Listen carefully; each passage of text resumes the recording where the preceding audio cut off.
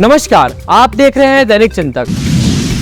प्रधानमंत्री नरेंद्र मोदी और गृह मंत्री अमित शाह लगातार छत्तीसगढ़ का दौरा कर रहे हैं और यह बताता है कि भाजपा की स्थिति छत्तीसगढ़ में कैसी है।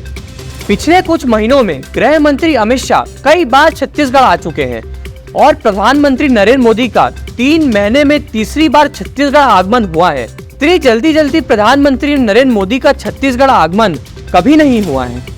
आज प्रधानमंत्री नरेंद्र मोदी बिलासपुर के दौरे पर हैं और वहां उन्होंने जनसभा को संबोधित किया है। चलिए जानते हैं उन्होंने क्या कहा। छत्तीसगढ़ कांग्रेस सरकार को हटाने और भाजपा को लाने के लिए आप लोग पूरी तरह तैयार हैं।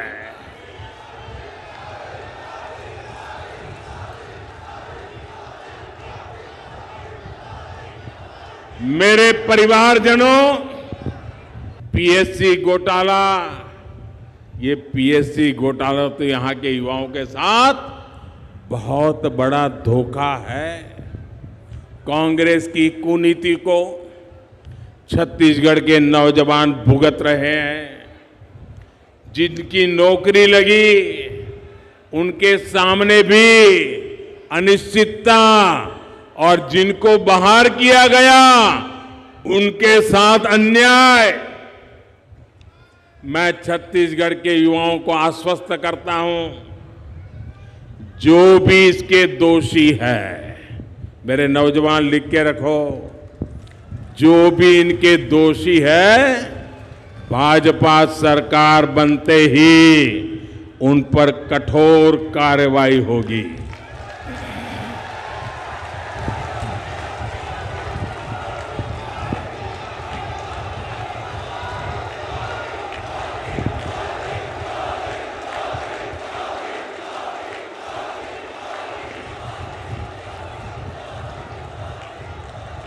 मेरे परिवारजनों, कांग्रेस ने छत्तीसगढ़ के धान किसानों को भी हमेशा धोखा दिया है, उनसे झूठ बोला है। यहां के धान किसानों का दाना दाना याद रखोगे? मैं बहुत जिम्मेवारी से बोल रहा हूं, याद रखोगे? यहां के धान किसानों का दाना दाना केंद्र की भाजपा सरकार खरीदती है, मोदी सरकार खरीदती है। प्रधानमंत्री नरेंद्र मोदी ने छत्तीसगढ़ के बारे में कहा कि छत्तीसगढ़ सिर्फ घोटाले का प्रदेश है, हर योजना में भ्रष्टाचार हावी है। छत्तीसगढ़ अब कांग्रेस को हटाने और बीजेपी को लाने के लिए पूरी तरह तैयार है। वैसे तो प्रधानमंत्री नरेंद्र मोदी एक अच्छे वक्ता हैं, लेकिन इस तरह की लाइन का उपयोग उन्होंने इससे पहले कभी नहीं किया है।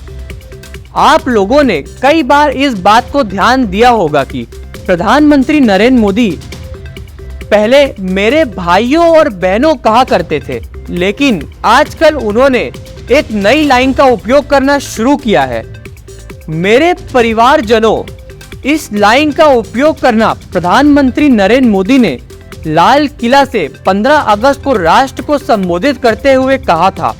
उसके बाद कई बार परिवारजन सुनने को मिला है। इसी तरह आज छत्तीसगढ़ के बिलासपुर में प्रधानमंत्री नरेंद्र मोदी ने जनसभा को संबोधित किया है। उस संबोधन में एक लाइन बोली उन्होंने, कहा कि हमारा एक ही नेता है कमल और एक ही उम्मीदवार है कमल। इस लाइन से ऐसा लग रहा है कि भारतीय जनता पार्टी अभी किसी भी प्रदेश में मुख्यमंत्री का चेहरा सामने नहीं लाना चाह रही है, क्योंकि पिछले दिनों मध्य प्रदेश में प्रत्याशियों की सूची जारी करने के बाद वहां असंतोष फैलने की वजह से पार्टी कार्यकर्ता काफी नाराज हैं और वहां पार्टी कार्यकर्ताओं का इस्तीफा देने का दौर शुरू हो गया है। वैसे तो भारतीय जनता पार्टी ने अभी तक औपचारिक रूप से किसी भी प्रदेश में मुख्यमंत्री का चेहरा नहीं दिया है, लेकिन छत्तीसगढ़ के संभावित नामों से डॉक्टर रमन सिंह का नाम मुख्यमंत्री से बाहर है। नए नामों में राज्यसभा सांसद सरोज पांडे, पूर्व मंत्री लता ओसेंडी व प्रदेश के भाजपा अध्यक्ष अरुण साव हैं। इसमें अरुण साव का नाम सबसे ज्यादा चल रहा है, लेकिन राजनीतिक समीकरण के हिसाब से सरोज पांडे का नाम मुख्यमंत्री के लिए आने की संभावना ज्यादा दिख रही है, क्योंकि अभी भारतीय जनता पार्टी ने महिला आरक्षण बिल यानी नारी शक्ति वंदन बिल लाकर महिलाओं के बीच अपनी स्थिति को मजबूत करने का प्रयास किया है। भारतीय जनता पार्टी के पास राजस्थान में वसुंधरा राजे सिंधिया मुख्यमंत्री के रूप में चेहरा थी, लेकिन पार्टी की अंतर कला की वजह से अब वे इस दौर से बाहर लग रही हैं। इसी तरह मध्य प्रदेश में महिला चेहरा कोई भी पार्टी के पास नहीं है और पिछले दिनों पार्टी ने जो 39 लोगों की टिकट दी थी उसमें 3 केंद्रीय मंत्री और 7 सांसद हैं। इस सूची को देखकर ऐसा लग रहा है कि मध्य प्रदेश से इन्हीं में से कोई मुख्यमंत्री का चेहरा होगा। इसका मतलब मध्य प्रदेश से भी कोई महिला मुख्यमंत्री मिलने की संभावना नहीं है। इन सब के बाद बचता है छत्तीसगढ़। छत्तीसगढ़ शासन की नीतियां जन जन तक पहुंच रही हैं। मजदूर वर्ग और ग्रामीण क्षेत्र में सरकार की स्थिति बहुत मजबूत बताई जा रही है। सरकार द्वारा चलाई जा रही जनहितकारी नीतियों से ग्रामीण बहुत प्रभावित है और मजदूर वर्ग के लोग सरकार से बहुत खुश हैं। इन सब परिस्थितियों को देखते हुए लगातार प्रधानमंत्री और गृह मंत्री के छत्तीसगढ़ दौरे से ऐसा लग रहा है कि भारतीय जनता पार्टी भी मान रही है कि छत्तीसगढ़ में वे पीछे हैं। ऐसे में भाजपा कोई ना कोई कार्ड खेल सकती है।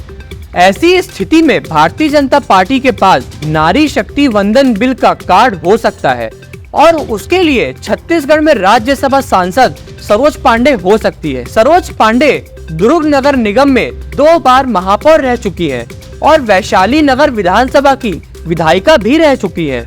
उनका राजनीतिक अनुभव लंबा रहा है। इसी क्षेत्र में उनकी लोकप्रियता एक लोकप्रिय जन नेता के रूप में है। इसी तरह भारतीय जनता पार्टी की लता ओसेंडी भी चेहरा हो सकती है। लता ओसेंडी पूर्व में प्रदेश की मंत्री भी रह चुकी हैं। पार्टी इसके भरोसे कार्ड खेल सकती है। एक तो महिला मुख्यमंत्री का चेहरा और दूसरा आदिवासी कार्ड। लता ओसेंडी एक आदिवासी नेता है। भारतीय जनता पार्टी को दोहरा लाभ पहुंचा सकती है। इस कार्ड के माध्यम से भारतीय जनता पार्टी छत्तीसगढ़ में कांग्रेस को टक्कर देने की स्थिति बना सकती है। धन्यवाद। आप देख रहे हैं दैनिक चिंतक। आगे की अपडेट के लिए बने रहे हमारे साथ। हमारे चैनल को लाइक, सब्सक्राइब और शेयर करना ना भूलें।